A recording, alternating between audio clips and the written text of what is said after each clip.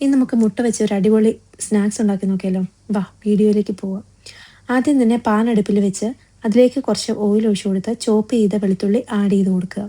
അതിനുശേഷം ഞാൻ അതിലേക്ക് ചെറുതായിട്ട് അരിഞ്ഞ ഇഞ്ചി ചേർത്ത് കൊടുത്തിട്ടുണ്ട്. പിന്നെ അതിലേക്ക് ആവശ്യമായത് എരിവിനനുസരിച്ചുള്ള പച്ചമുളക് കേട്ടോ. ഞാൻ ചെറിയൊരു പച്ചമുളക് ഇട്ടിട്ടുള്ളൂ, കാരണം എനിക്ക് ഒരുപാട് എരിവ് ഇഷ്ടമല്ലാത്തതുകൊണ്ട്. നിങ്ങൾക്ക് എരിവിനനുസരിച്ച് ആവശ്യമായ പച്ചമുളക് ചേർത്ത് കൊടുക്കാം കേട്ടോ. പിന്നെ ഞാൻ അതിലേക്ക് ആഡ് ചെയ്തേക്കുന്ന വൈറ്റ് ഓണിയനാണ്. റെഡ് ഒണിയൻ ആണെങ്കിലും കുഴപ്പമില്ല, എനിക്കിവിടെ വൈറ്റ് ഒണിയൻ മാത്രമേ ഉണ്ടായിരുന്നുള്ളൂ. അതുകൊണ്ട് ഞാനത് വൈറ്റ് ഒണിയൻ ചെറുതായിട്ട് കട്ട് ചെയ്ത് ചേർത്ത് കൊടുത്തിട്ടുണ്ട്. നമുക്കതൊന്ന് വഴറ്റിയെടുക്കാം.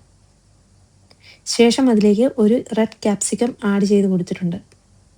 അതൊന്ന് ചെറുതായിട്ട് വഴറ്റി വരുമ്പോഴത്തേക്ക് നമുക്ക് ഒരു തക്കാളി എടുത്ത് ചെറുതായിട്ട് കട്ട് ചെയ്ത് അതും കൂടി ചേർത്ത് കൊടുക്കാം. ശേഷം ഞാനതിലേക്ക് കുറച്ച് ഉപ്പ് ചേർത്ത് കൊടുത്തിട്ടുണ്ട്. ആവശ്യമായ ഉപ്പ് ചേർത്ത് കൊടുക്കാം. 1 ടീസ്പൂൺ മല്ലിപ്പൊടിയും 1 ടീസ്പൂൺ ചിക്കൻ മസാലപ്പൊടിയും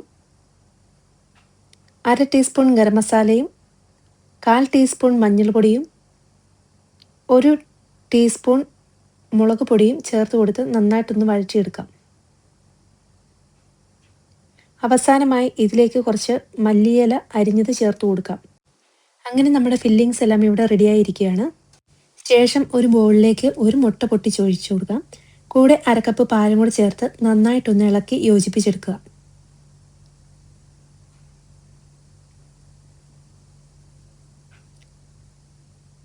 അതിലേക്ക് ആവശ്യത്തിന് ഉപ്പും കൂടി ചേർത്ത് കൊടുക്കുക.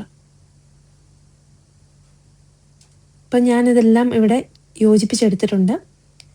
ഇനി ഇതിലേക്ക് ഞാൻ 1 ടീസ്പൂൺ സൺഫ്ലവർ ഓയിലാണ് ആഡ് ചെയ്ത് കൊടുത്തത്.